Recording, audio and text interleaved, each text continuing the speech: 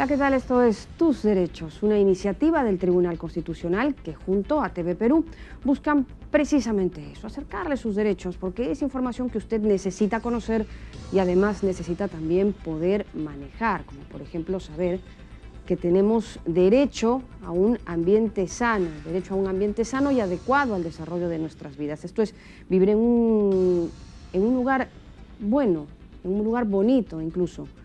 Hoy vamos a hablar de eso en Tus Derechos. Soy Rocío Aliaga y les doy la bienvenida. Es natural, en el desarrollo de toda especie, encontrar o incluso fabricar un buen refugio, nido, madriguera, casa, vivienda que tenga a los nuestros a buen recaudo, seguros y libres de cualquier amenaza. Encontrar un lugar donde vivir en condiciones es instintivo a todo ser vivo, y siguiendo ese sentir de supervivencia que garantiza en cierta medida la vida, es que la Constitución estima al derecho a un ambiente sano como un derecho fundamental. Es así que el artículo 2, numeral 22, pone en relieve el derecho de toda persona a gozar de un ambiente equilibrado y adecuado al desarrollo de la vida. Sin embargo, eso que todos percibimos como justo y natural, muchas veces nos es ajeno como derecho y terminamos conviviendo y permitiendo temas de contaminación, desde ambiental, visual hasta sonora, y otros riesgos que vulneran directamente este derecho fundamental. Esto es, podemos por un lado sentir la polución y aires ácidos y levantar la voz por ello, y está bien, pero podemos convivir y contribuir también a bocinazo limpio o con alarmas imprudentes e inútiles, con el ruido en las calles y soslayar la publicidad informal que desborda y abruma las mismas. El ambiente sano involucra muchísimos temas, todos orientados a garantizar un sano desarrollo.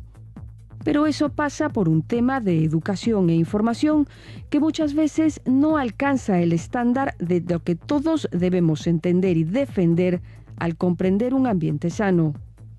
El caso que veremos hoy es el de un grupo de ciudadanos que se opone a la construcción de una planta de tratamiento de aguas residuales para reuso en parques y jardines de su misma zona en el Callao. Ellos alegan que la construcción está muy cerca al área donde residen y reclaman ver el estudio de impacto ambiental. Mientras, por su parte, la municipalidad emplazada responde que la construcción de la planta tiene por propósito reducir el nivel de contaminación que actualmente existe en el Callao como consecuencia precisamente del riego de parques con agua que no es bien tratada. Refieren que el proyecto busca captar aguas residuales domésticas de la red de Sedapal para tratarlas adecuadamente en beneficio de los mismos vecinos que reclaman. Veamos cómo fundamenta y cómo sentencia el Tribunal Constitucional frente a este desencuentro. Y ese era el informe que siempre nos ayuda a poner en contexto el tema, hoy conversando acerca del derecho a un ambiente sano.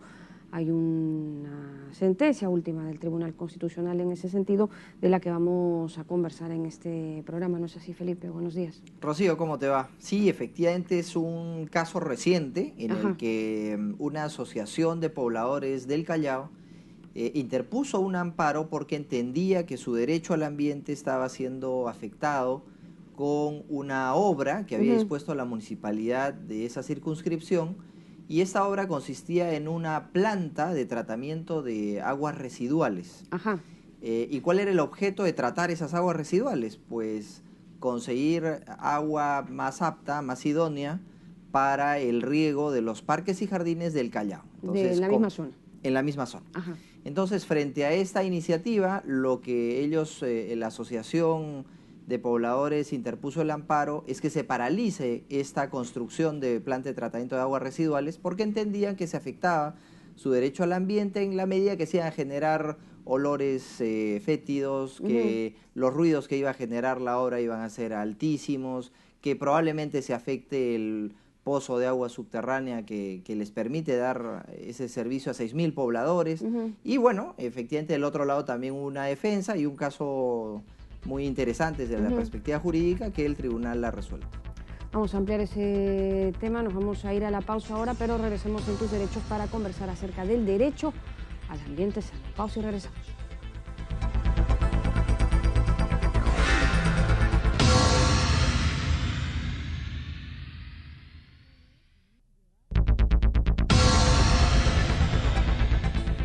Estamos ya de regreso en Tus Derechos esta mañana comentando acerca del derecho al ambiente sano, porque resulta que tenemos derecho a vivir en un ambiente sano y adecuado al desarrollo de nuestras vidas. Para ampliar este tema nos acompaña ahora el doctor Iván Lanegra, profesor de la Universidad Católica, a quien damos la bienvenida a nuestro programa. Doctor, bienvenido.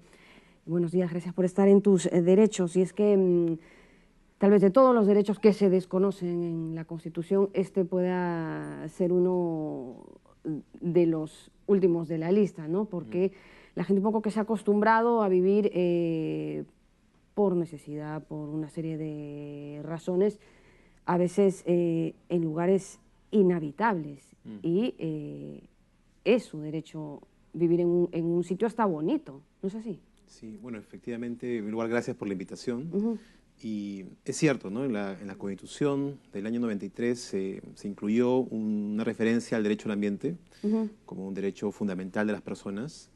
Y el día jueves, ¿no? Se han celebrado también 10 años de la promulgación de la Ley General del Ambiente, la norma que desarrolla este derecho que se encuentra en la Constitución. Y efectivamente es uno de los cuales, por fortuna, recientemente ha habido un proceso de mayor conciencia sobre su existencia y la prioridad que debe tener en el desarrollo de las políticas de los estados, ¿no?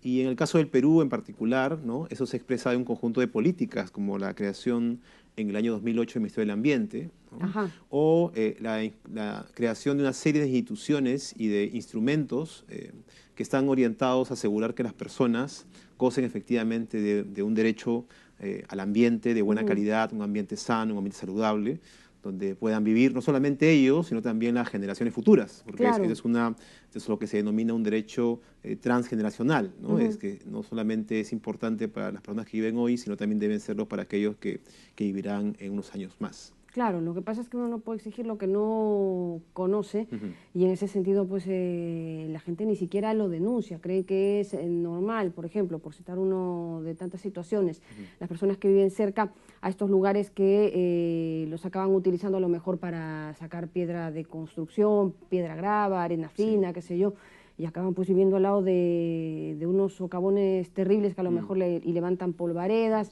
todo un tema, gente que vive al costado de los que se hacen botaderos municipales o de plantas de oxidación que llegan después de que uno ha llegado, que es un poco el tema de la sentencia. Sí, mire, efectivamente todas las actividades humanas tienen algún nivel de impacto. Claro, no hay impacto cero. No hay impacto cero, entonces todas tienen diversos niveles de impacto. Lo segundo es que el Estado establece un conjunto de estándares sobre la calidad a la cual tenemos derecho. Eso se denomina en la legislación estándares de calidad ambiental. Por ejemplo, existe un estándar de calidad ambiental del aire, que establece cuál es la calidad del ambiente que nos rodea, del aire que nos rodea, respecto a elementos eventualmente contaminantes que deberían estar como máximo para asegurar de que nuestra salud no esté en riesgo. Entonces, por ejemplo, no sé, gases como el dióxido de azufre, el monóxido de carbono, son gases que tienen que estar presentes, pero solamente hasta un nivel, porque si estuvieran por encima de ese nivel podría originar un problema en la salud de las personas. Claro, entonces, pero el tema es que cuando se denuncia es cuando ya el problema está en las personas, porque la gente al no conocerlo no lo denuncia, pasa por alto y es como que hay que pesar esta fábrica, ¿no? Aquí con los olores, pero el tema es que el derecho existe. Sí, y un principio del derecho ambiental, el más importante, es el principio de prevención. Es decir, que no hay que llegar, como usted bien dice, cuando ya el problema está generado, sino tomar las medidas para que las actividades no generen esos problemas. Y entonces, por ejemplo, se han creado instrumentos en el Perú desde el año 90, se incluyó primera vez ese instrumento, se creó la evaluación de impacto ambiental como un instrumento que antes de iniciar la actividad permita a la autoridad evaluar el tipo de impactos que podría generar un proyecto. El famoso EIA, esa es la evaluación de impacto ambiental, se creó en el año 90, sí. Y entonces, si la autoridad encuentra que el proyecto puede cumplir con los estándares de calidad ambiental, por ejemplo, entonces lo autoriza, ¿no? Le otorga una certificación ambiental. Pero si el Estado entiende que lo que se propone hacer no cumple con esos estándares, entonces no debe autorizarlo. Y esa es una garantía que tienen las personas para asegurar que las actividades que se hagan en determinado lugar se hagan bien. Y la segunda herramienta, en el caso de las ciudades en particular, pero también en otras partes del país hay herramientas similares, es lo que se conoce como la zonificación. Es decir, cada actividad debe tener un lugar donde desarrollarse. Claro. Entonces, por ejemplo, si es una actividad industrial, tienen que haber zonas de la ciudad en donde se desarrollen esas actividades. Si tienes una actividad comercial, otras áreas. Si es una zona residencial, es otro tipo de área para otro tipo de posibles usos. Entonces, cada una de esas actividades tiene como su propio ámbito de acción. Claro, pero eso ya son criterios de ordenamiento territorial y de hecho ahora mismo todas las regiones lo tienen. Un poco que nos estamos formalizando, ¿no? Nos estamos adecuando a lo que usted comenta, pero ahora mismo ya las ciudades están enormes, han crecido de tal manera que hasta antes del 90 ya tenían pues fábricas y cosas de helado. ¿Y qué se hace con todo eso que se hizo antes del EIA y demás criterios? Sí, hay algunas áreas en las cuales ya se han establecido planes para una reubicación de algunas instalaciones. Por ejemplo, fábricas que estaban ubicadas en zonas que ahora, por el desarrollo de las ciudades, están dentro de zonas urbanas, residenciales o comerciales, entonces han empezado a moverse fuera de la ciudad, ¿no? Algunas otras no, porque los costos a veces de ese traslado eran muy importantes, y entonces eso ha demorado la decisión. Pero la idea es que eso, en los casos donde ya no hay posibilidad, digamos, de hacer una reubicación, sí asegurar que la actividad se desarrolle siguiendo los estándares más exigentes posibles. Pero lo ideal, digamos, lo que debería ser la forma correcta de manejar estos temas es que la zonificación esté presente de forma previa a las decisiones sobre ocupación del territorio.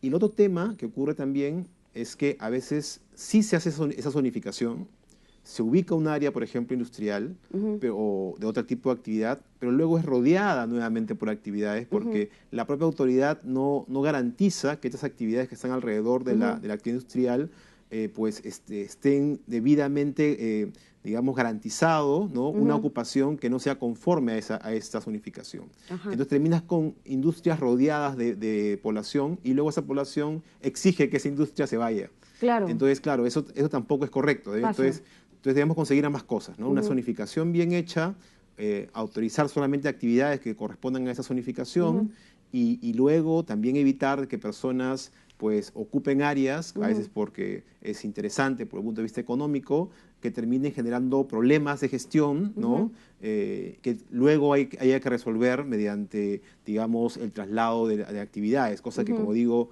no es la manera más eficiente de hacerlo. Claro, o expropiaciones y tantas otras cosas que se dan. Pero lo cierto es que el derecho existe y se tiene que conocer, ¿no? Tenemos derecho a vivir en un ambiente sano, adecuado al desarrollo de nuestras vidas y en ese sentido se debe exigir. Claro, que hay que formalizar tantísimo, como usted dice, a veces se zonifica el tema, se genera un parque industrial y luego pues alrededor vienen a vender la comida, ¿no? El menú para la gente que trabaja en estas fábricas y luego se acaba invirtiendo los papeles. Puede pasar, pero bueno, yo creo que ha quedado claro en todo caso. Le agradecemos mucho haber estado con nosotros, su doctor Iván Lanegra, profesor de la Universidad Católica. Nos vamos a ir a la pausa en Tus Derechos, pero regresamos para seguir comentando sobre el derecho a un ambiente sano. Pausa y regresamos.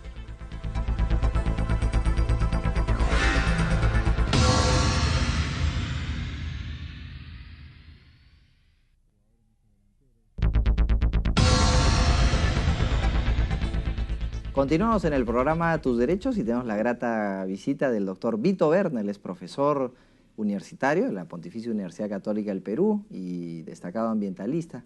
Con él vamos a desentrañar la sentencia que acaba de dictar el Tribunal Constitucional sobre el derecho a un medio ambiente sano y ecológicamente equilibrado. Bienvenido, doctor Berna. Gracias, encantado de estar aquí. Al contrario, qué ocurrencia. Una asociación de pobladores del Callao se queja porque la municipalidad de esta circunscripción decide iniciar los trabajos de una planta de tratamiento de aguas residuales, ¿no? Y esta planta de tratamiento busca convertir, digamos, esas aguas residuales en aguas que permitan regar adecuadamente los jardines, los parques del Callao. Sin embargo, la gente reacciona y dice, ¿por qué tan cerca de mi casa? La construcción de esta planta va a ser muy cerca de la asociación donde vivimos. ¿Qué reflexión le merece este caso que ha llevado al Tribunal Constitucional? En realidad es un caso típico. En doctrina se conoce como los típicos conflictos NIMBY, ¿no? Not in my backyard, ¿no? O sea, no en mi patio trasero. Claro, puede ser en cualquier lado, pero no al lado de mi casa. Estos conflictos son típicos en el sentido de que la población que se opone es consciente de que es una obra que es positiva para la comunidad, ¿no es cierto? Estamos hablando no solamente de este tipo de infraestructura, penales también, ¿no es cierto?, o rellenos sanitarios, ¿no es cierto? Todo este tipo de infraestructura que en el imaginario colectivo trae malos olores, ¿no es cierto?, trae peligro de infecciones. Yo tengo miedo como vecino de que al estar cerca a una infraestructura de este tipo, el valor de mi propiedad caiga, ¿no es cierto? Y efectivamente podrían haber durante la etapa de construcción lo que sucede en cualquier construcción, es decir, polvo, ruido, que son impactos transitorios, ¿no es cierto? Todo esto genera una legítima preocupación por parte de la población. Claro, y frente a esta actividad económica que va a generar la construcción de una planta, el tribunal entiende que sí hay una intervención en el derecho al medio ambiente, porque como lo acaba de reiterar usted, pues siempre toda obra humana genera un grado de contaminación, ¿no? Correcto. Si uno viene al canal y utiliza un auto, pues está expidiendo algún humo. Correcto. Y así sucesivamente. Entonces, en este caso, lo que entiende el tribunal es que ha habido una intervención, pero que esta ha sido leve. Correcto. ¿Por qué ha sido leve? Ahora, el tribunal, digamos, considera que esto ha sido leve porque ha pedido una serie de informes a las autoridades competentes, autoridades ambientales competentes, que con ocasión del estudio de impacto ambiental o del estudio ambiental que debe presentar el privado y que debe ser evaluado por una autoridad pública, esta autoridad pública primero le dijo, en este caso a la municipalidad, que su obra y la intervención y las medidas de mitigación de impacto eran suficientes y que la obra era ambientalmente viable. De acuerdo. Y entonces se pide una certificación ambiental, que es un acto por el cual el Estado, luego de evaluar un proyecto, determina que el proyecto y sus impactos son ambientalmente viables, ¿no es cierto? Y entonces el tribunal, digamos, es un órgano técnico en términos jurídicos, pero en términos ambientales está supeditado a la opinión técnica, ¿no es claro, cierto?, claro. De los especialistas. Y en este caso era el sector vivienda, porque era una obra de saneamiento y le corresponde al sector vivienda. El sector vivienda emitió un informe en el sentido de que los impactos, que los habrán, serán transitorios, y luego no van a haber malos olores por una serie de consideraciones del propio proyecto, ¿no es cierto? Claro, que estaba, creo que podían aislar el olor, sí. Un tema térmico y hermético. Correcto. Además no iba a ser iba a ser un tratamiento aeróbico, ¿no es cierto? No iba a haber digamos, hay dos tipos de tratamiento, el aeróbico y el anaeróbico, ¿no es cierto? Esto en cuestión de los olores, me parece. De los olores, sí, porque claro, las aguas residuales tienen mucha materia orgánica y esa materia orgánica al entrar al podrirse, ¿no es cierto?, generan malos olores. Pero en este caso el proyecto había sido diseñado de tal manera de que se garantizaba, ¿no es cierto?, y aquí es importante recalcarlo, es un proyecto que es garantizado. Mañana más tarde eso será una realidad y habrá que ver si lo que se garantizó se cumple, claro. ¿no es cierto? Y eso ya es otro tema, ¿no es cierto? Porque esta obra, como todas otras, va a ser fiscalizada de manera de que lo que se dijo en el estudio de impacto ambiental se cumpla y luego lo que se prometió se cumpla. Entonces, en realidad, es durante toda la etapa de que hay una supervisión estatal para precisamente preservar el derecho al medio ambiente que todos tenemos, ¿no es cierto? Y ante estos informes que efectivamente los dicta el área de saneamiento del Ministerio de Vivienda, Construcción y Saneamiento, valga la redundancia, la parte demandante de hecho interpone también o presenta algún informe por su parte, fruto de naturalmente de una obra generada por una consultora privada que tiene todo el derecho, la asociación, de presentar los resultados de esta consultora, y la consultora detecta algunas deficiencias en todo este trámite previo. Y esas deficiencias les lleva a los demandantes a decir, yo les dije, ven, ahí está la demostración de que esto no tiene la viabilidad ambiental requerida. Eso fue también materia de pronunciamiento por parte del tribunal, en el sentido de que consideró que las deficiencias anotadas, y además ha dicho de la propia consultora, eran de forma, no eran significativas, ¿no es cierto? El derecho ambiental es un derecho not de minimus, ¿no es cierto? Ya. El derecho ambiental se ocupa de aquellos impactos relevantes, significativos, y por lo tanto, porque toda intervención genera un impacto, y entonces de lo que se trata es de prevenir aquellos impactos que pongan en riesgo la vida, la salud de la población y del ecosistema también, pero son intervenciones no poco relevantes, ¿no? Sino Claro. muy relevantes.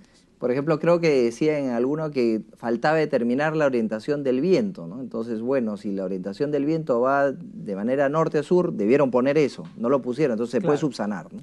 Claro, pero en realidad, si tú tienes un proyecto en el cual dices que no va a haber emisiones de gases, ni va a haber emisión de ningún tipo de partículas, porque es un proyecto hermético, en realidad la dirección del viento, no soy un técnico, pero podría no ser tan relevante, ¿no es cierto? No podría ser tan relevante como, por ejemplo, cuando tú tienes una emisión puntual, permanente, ¿no es cierto? En ese momento sí la pluma la pluma de la emisión sí es relevante para ver hacia dónde se dirige con mayor preponderancia, pero en este caso no hay una emisión que sea parte del proyecto. Y qué interesante también que la propia consultora, resguardando su prestigio, ¿no?, más allá de que ha detectado ciertas deficiencias, al final emite una conclusión que probablemente no haya sido del completo agrado de la asociación demandante, porque concluye la consultora diciendo, este proyecto pues no afecta gravemente el ecosistema, ¿no? Entonces uno se pone a pensar, cuando siempre piensa en los peritajes de parte, qué bueno encontrar gente que cuida su prestigio y que lo que cita en su informe pues es realmente responsable con lo que piensa. Eso es lo éticamente correcto y lo legalmente exigible, ¿eh? Porque también la norma establece que lo que hace la consultora por encargo del privado la compromete a ella también, no solo en su prestigio, ¿eh?, sino por los posibles impactos ambientales que se den ya cuando el proyecto esté en construcción o operación. Entonces la consultora no solo lo debe hacer por un tema de prestigio y ética, sino además porque su responsabilidad está ligada a la del proyecto. Un buen apunte, un buen apunte. Y además hay que decir también que una vez que en el tribunal hace notar que esta intervención es leve porque el ruido es temporal, porque los olores están herméticamente controlados, qué sé yo, también dice que esta obra, esta planta de tratamiento va a buscar reducir el nivel de contaminación del Callao. Entonces estamos ante un objetivo constitucionalmente legítimo. Correcto, pero siempre hay que tener en cuenta a los vecinos de la obra, ¿no es cierto? Ellos también tienen el derecho a un medio ambiente, es un derecho de todos, ¿no es cierto? Y por lo tanto, este derecho se tiene que vigilar durante todo el tiempo, ¿no es cierto? Si se dijo que no van a haber olores, no deben haber olores, ¿no es cierto? Claro. Si se dijo que la construcción iba a ser temporal, tiene que ser en los plazos establecidos. Y entonces aquí las autoridades tienen que estar muy vigilantes, porque el derecho al medio ambiente en realidad termina afectando muchos otros derechos, ¿no es cierto? La tranquilidad, ¿no es cierto? La salud, ¿no es cierto? La integridad psicológica y otros muchos, ¿no es cierto? Entonces es bien importante que el sustrato donde se gozan todos los derechos esté bien, ¿no es cierto? Y ese sustrato es el ambiente. Muy bien, agradecemos mucho al doctor Berna por esta participación tan didáctica que nos ha permitido tener noticia de esta sentencia del Tribunal Constitucional, y los dejamos con las frases del programa. En la Constitución del año 93 se incluyó una referencia al derecho al ambiente como un derecho fundamental de las personas. En el año 90 se incluyó por primera vez la evaluación del impacto ambiental como un instrumento que antes de iniciar la actividad permita a la autoridad evaluar el tipo de impacto que podría generar un proyecto. La población que se opone es consciente que es una obra que es positiva para la comunidad. El Estado, luego de evaluar el proyecto, determina que el proyecto y sus impactos son ambientalmente viables. Las autoridades deben vigilar durante todo el tiempo de la construcción que se cumpla lo establecido en el proyecto. Muy bien, esas eran las impresiones u opiniones de los invitados de nuestro programa, que bueno, han traído también algunos datos a sumar, ¿no? Como por ejemplo el doctor La Negra, que nos comentaba que recién en el 90 es que se incluye el estudio de impacto ambiental, y hasta antes de eso, ¿cómo se haría, Felipe? Bueno, Rocío, se trata de un derecho de relativamente poca vigencia en cuanto a su incorporación en el derecho. Toda la vida hemos tenido el derecho al medio ambiente, pero probablemente no se tenía conciencia de esto, ¿no? Y ahora es un derecho que inclusive trasciende lo individual y permite que su actuación pueda ser protegida de manera colectiva, ¿no? Tan es así que hemos visto en este programa una demanda interpuesta por una asociación de pobladores. Y uno diría, pero la asociación, ¿cómo defiende un derecho que es de quién? ¿Del vecino 1, del vecino 2? De todos los vecinos. Es de todos los vecinos el derecho al medio ambiente, es un derecho, como se le conoce, de interés difuso, porque está difuminado, está esparcido, ¿no? Y de esta manera, efectivamente, tenemos que es un derecho de muchísima, además, actualidad y vigencia en un país como el nuestro, que es conocido por la amplia biodiversidad que maneja, y en buena hora que los ciudadanos sepan que tienen este derecho y que ejerzan los mecanismos necesarios como para protegerlo.